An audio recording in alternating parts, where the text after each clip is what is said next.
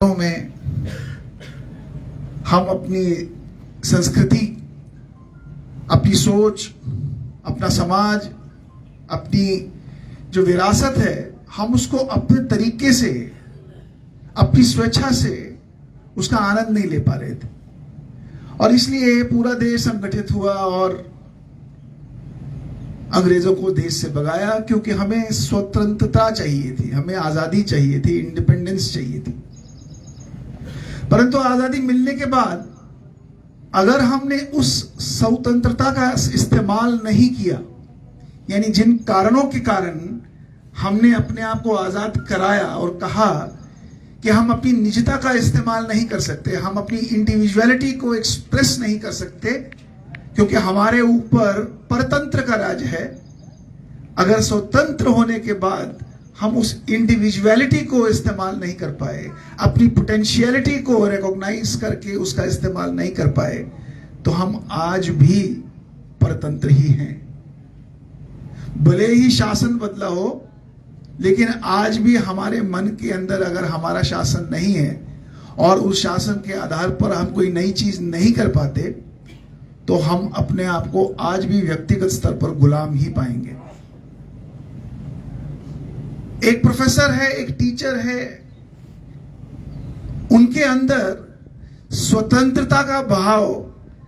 तभी अंगीकार हो सकता है जब वो अपनी उस पोटेंशियलिटी को उस समाज की ग्रोथ के लिए इस्तेमाल करें, जब वो लक्ष्य साधे कि जो उन्होंने अर्जित किया है अपनी अथक परिश्रम से, अपने अनुभव से, अगर वो परिश्रम और अनुभव समाज के कल्याण के लिए इस्तेमाल नहीं हुआ, तो मेरा ये मानना है वो टीचर, वो प्रोफेसर आज भी परतंत्र ही है, वो स्वतंत्र नहीं है। तो स्वतंत्रता का जो अभिप्राय है, स्वतंत्रता की जो डेफिनेशन है,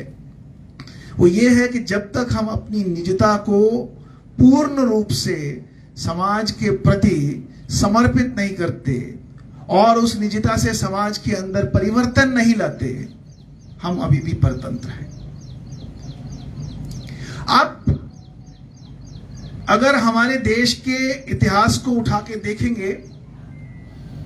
तो हमारा अपना एक सिविलाइजेशनल स्ट्रेंथ है, जो हमारी सांस्कृतिक धरोहर है, ये हमारी सबसे बड़ी स्ट्रेंथ है, क्योंकि ये दुनिया में सबसे विचित्र प्रकार की सांस्कृतिक धरोहर है।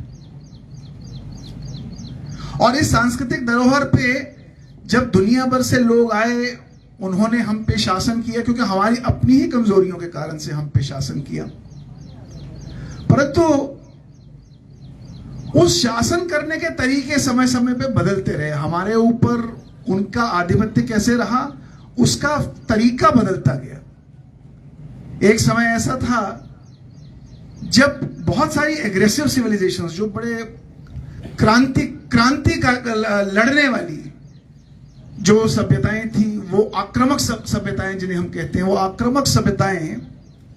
हमारे जैसे सभ्यता के ऊपर हावी हुए।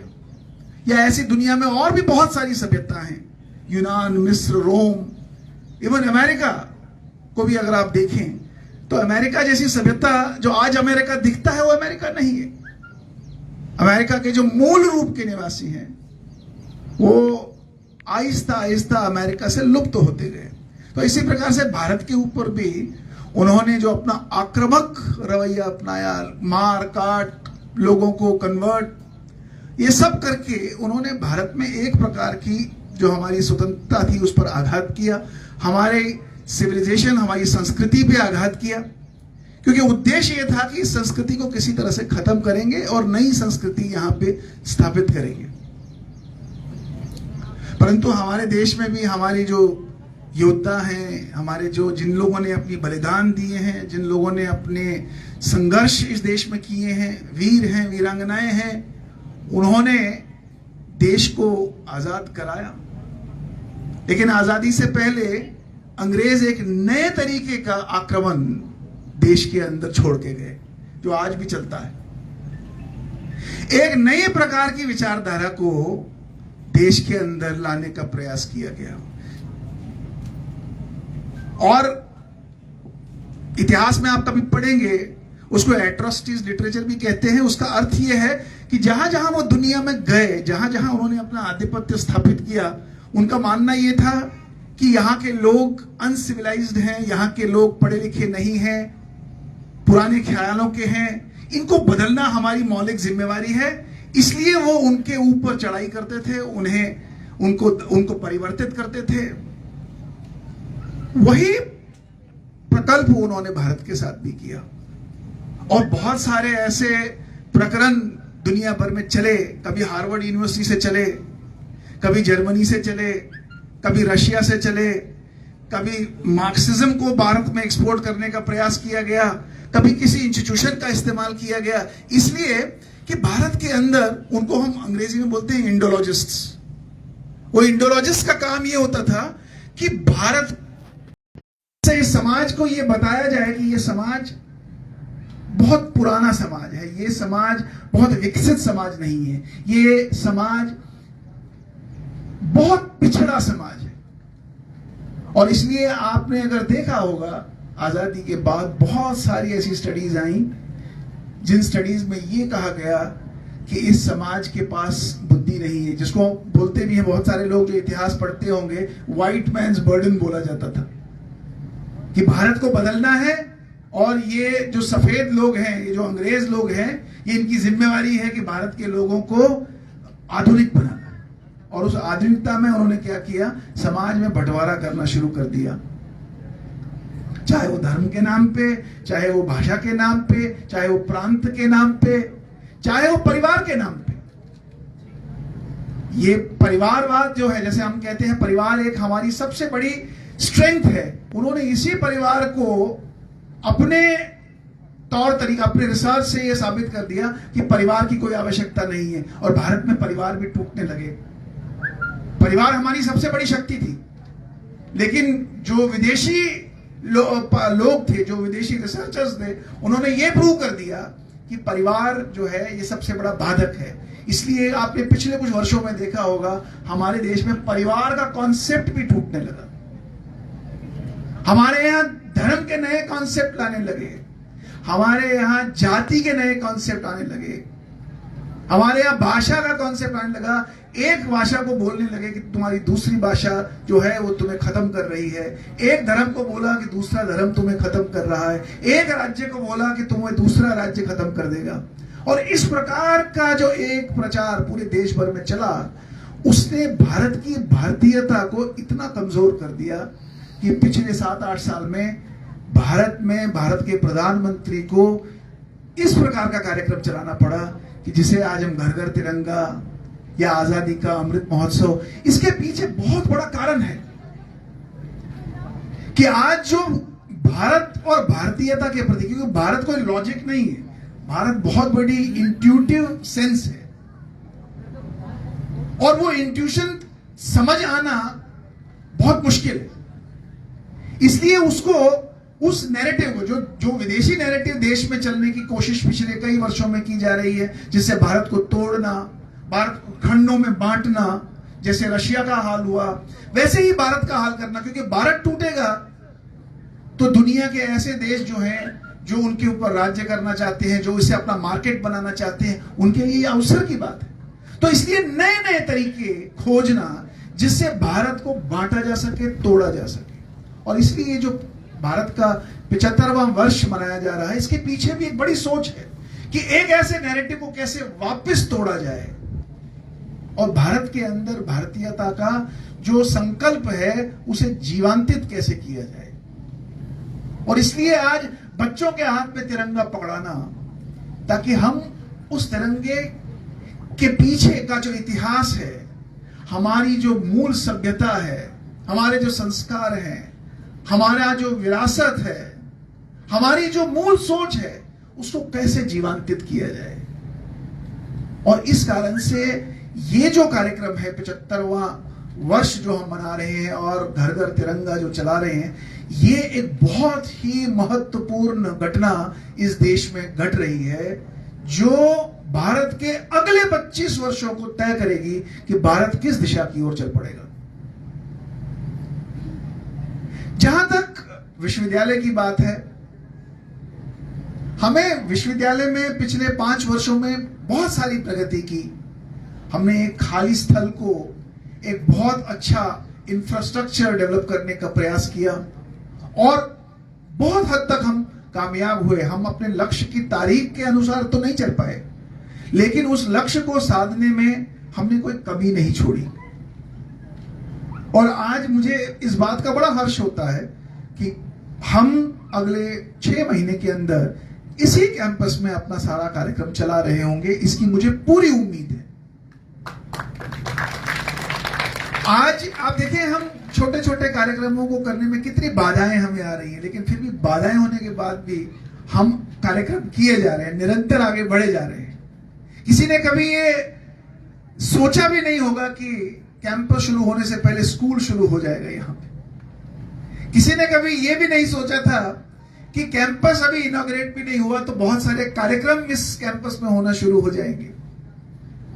किसी ने कभी इस प्रकार की कल्पना भी नहीं की होगी कि एक यूनिवर्सिटी अभी अपने कैंपस से काम शुरू भी नहीं कर पाई है, यूनिवर्सिटी हजारों बच्चों को आज कौशल शिक्षा प्रदान कर रही है। तो ये एक संकल्प के कारण से ही हो पाता है, ये पैशन के कारण से हो पाता है। ये हमारी जो अंदर की क्षमता है, निजता है, जिसको हम इस्तेमाल करते हैं। और जब हम ऐसा संकल्प लेते हैं और उस निजता का प्रयोग करते हैं तो परमात्मा भी उसका साथ देता है। और उसका उदाहरण ये है कि आज हम इन 4 वर्षों में 19 नवंबर 2018 को प्रधानमंत्री जी ने ही इसी विश्वविद्यालय का शिलान्यास किया था और अगले महीने में 2 महीने में हम पुनः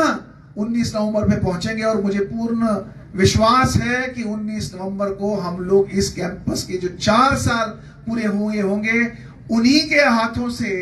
इसकी इनॉग्रेशन भी करवाएंगे और इसी विश्वविद्यालय में हम इन 4 वर्षों के बाद अपना कार्यकाल शुरू करेंगे। लेकिन यहां से जैसे भारत आज अगले 25 साल की कल्पना कर रहा है कि 1947 से 2047 भारत कैसा होगा, हमें भी 2047 का विश्वविद्यालय कैसा होगा ये सोचना चाहिए। मैं ये नहीं कह सकता कि 2047 तक की प्लानिंग हम आज करें, लेकिन 2047 की कल्पना कर सकते हैं और उस कल्पना के 25 वर्षों को हम 5 खंडों में बांट सकते हैं कि हर 5 वर्ष में विश्वविद्यालय की रूपरेखा, विश्वविद्यालय का जो ऑर्गेनिज्म है वो कैसा होगा। मैंने पिछले कई दिनों में बहुत सारे अपने प्रोफेसर से मिलना शुरू किया है और मैं अपने कॉन्वर्सेशन में सभी से एक बात कह रहा हूं कि अगले 5 वर्ष की अपनी एक विजन क्रिएट कीजिए अपनी अपनी फैकल्टी की। और मैं ये पुनः कहना चाहूंगा, अपनी जो हेड्स हैं, डीन्स हैं, उनके नीचे भी जो फैकल्टीज हैं, उनके नीचे भी जो चेयरपर्सन्स हैं, टीचर्स हैं, इंस्ट्रक्टर्स हैं और इसी प्रकार से हमारे जो एडमिनिस्ट्रेटिव विभाग हैं, हर एक विभाग को अगर वास्तव में स्वतंत्रता का इस्तेमाल करना है और आपको यह आभास होना है कि आप स्वतंत्र हैं, तो आप भी 2047 में ये विश्वविद्यालय कैसा होगा और अगले 5 वर्ष में आप इस विश्वविद्यालय को क्या देंगे, इसकी कल्पना करना और उसको रूपांतरित करना, ये आपकी मौलिक जिम्मेवारी है। तभी आप अपनी उस स्वतंत्रता का सही मायनों में इस्तेमाल कर रहे हैं। दूसरी बात कि जब हम इस विश्वविद्यालय में आए तो हमारे साथ पुरानी बैगेजेस भी हमारे पास आती हैं, पुराना अनुभव भी आता है, पुरानी एक्सपीरियंसेस भी आती हैं। परंतु ये विश्वविद्यालय थोड़ा अनूठा है। इस विश्वविद्यालय का जो ऑब्जेक्टिव है, इसका जो मिशन है, इसका जो पर्पस है, वो बड़ा डिफरेंट है और एक डिफरेंट मिशन को डिफरेंटली ही किया जा सकता है। इसलिए जो पुरानी बैगेजेस हैं, जब तक आप उन बैगेजेस को अपने मस्तिष्क से और अपने मन से नीचे नहीं उतारेंगे, आप नई सुबह की कल्पना नहीं कर सकते। इसलिए जो पुराने अनुभव हैं, जिन अनुभवों के आधार पर आप अपने जीवन में आगे बढ़े होंगे, उन अनुभवों में से ऐसे अनुभवों को उठाना है जो इस विश्वविद्यालय की आत्मा को अलाइन कर सके, जो इस विश्वविद्यालय की आत्मा के साथ चल सके। क्योंकि अगर आप इस विश्वविद्यालय की ऑब्जेक्टिव, पर्पस और आत्मा को नहीं समझ सके, आप अपना पहला कदम अगले 5 साल और 2047 तक का विश्वविद्यालय कैसा होगा आप कल्पना नहीं कर सकते। तीसरी बहुत जरूरी बात, अगले 5 साल में हर फैकल्टी, हर डिपार्टमेंट कोई एक ऐसी चीज जो बड़ी एस्पिरेशनल बन जाए समाज में, जिसके लिए समाज खिंचा चला है और यहां से उसे वो चीज मिले जिससे वो समाज में जाके कोई नई चीज खड़ी कर सके। चाहे आप एंटरप्रेन्योर्स खड़े करो, चाहे आप नए वोकेशनल स्टूडेंट्स, एक्सपर्ट्स खड़े करो, लेकिन हर विभाग, कोई एडमिनिस्ट्रेटिव विभाग है, उनका एक प्रोसेस ऐसा जो प्रोसेस पूरे सिस्टम को लुब्रिकेट कर दे, मोबिलाइज कर दे, अलाइन कर दे। केवल शिक्षा के साइड नहीं, एडमिनिस्ट्रेटिव साइड में, एक सिक्योरिटी गार्ड से लेके एक वाइस चांसलर तक, हर एक अगर कोई एक ऐसे काम को ऐसा बना दे जिससे इस विश्वविद्यालय की आत्मा को एक नई एनर्जी मिले, आप देखेंगे कि हम अपने लक्ष्य में जो 5 साल और 2047 का लक्ष्य है, हम उसमें कभी चूक नहीं कर पाएंगे। और यह विश्वविद्यालय न केवल दुधोला गांव, पलवल, हरियाणा, भारत, मेरा व्यक्तिगत मानना है, यह विश्वविद्यालय पूरी दुनिया को एक नई राह दे सकता है अगर इस विश्वविद्यालय ने मूल मंत्रों का इस्तेमाल किया। चौथी चीज है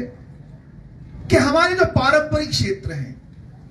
हमारे पारंपरिक क्षेत्रों को हमें इग्नोर नहीं करना है। हमारे पारंपरिक क्षेत्रों में, जैसे अभी एग्रीकल्चर प्रोफेसर राठौर कह रहे थे कि जिस रेशो से हमारा जीडीपी गिरा है, उस रेशो से वहां पे नंबर ऑफ पीपल की एम्प्लॉयमेंट घटी नहीं है। इसका मतलब है डिस्गाइज अनएम्प्लॉयमेंट है, यानी जहां एक व्यक्ति का काम है वो 4 व्यक्ति कर रहे हैं, इसलिए प्रति व्यक्ति के हिस्से में कम आय आ रही। तो प्रति व्यक्ति आय कैसे बढ़ाएं? इसी प्रकार से दुनिया भर में आज भारत की पहचान आईटी में है। हमारी आईटी ऐसा क्या कर सकती है विश्वविद्यालय में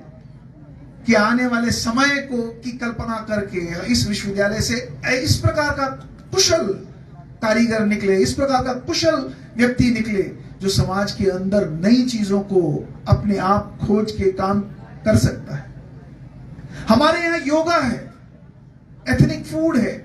ये एक ऐसी धरोहर है हमारे पास जिसका अगर सही तरीके से इस्तेमाल किया जाए तो दुनिया भर जहां आज इंटीग्रेटेड हेल्थ केयर की बात की जाती है, ये विश्वविद्यालय इंटीग्रेटेड हेल्थ केयर का केंद्र बन सकता है। आज हरियाणा, अभी हमने ओलंपिक्स देखे तो चल रहे हैं, 50% से भी ज्यादा प्राइजेस हरियाणा, कॉमनवेल्थ में जो अभी अवार्ड्स हमारे पास आए, 50% से ज्यादा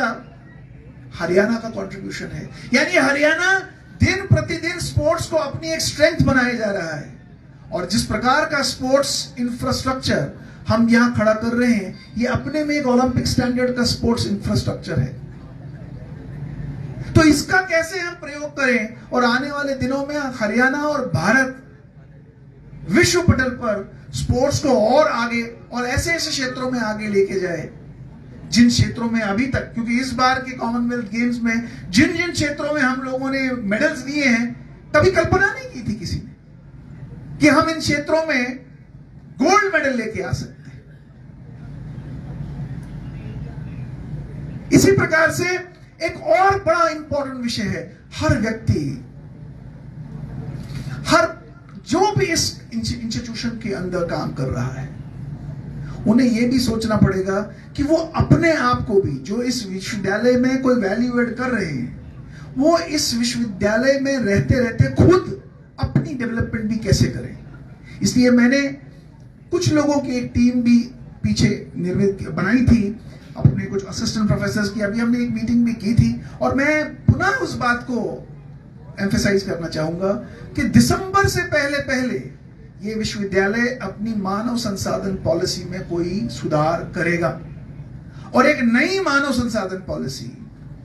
जिसका आधार ये होगा कि हम उस स्वतंत्रता के साथ साथ अकाउंटेबिलिटी, रिस्पॉन्सिबिलिटी और अचीवमेंट्स को कैसे हासिल करें।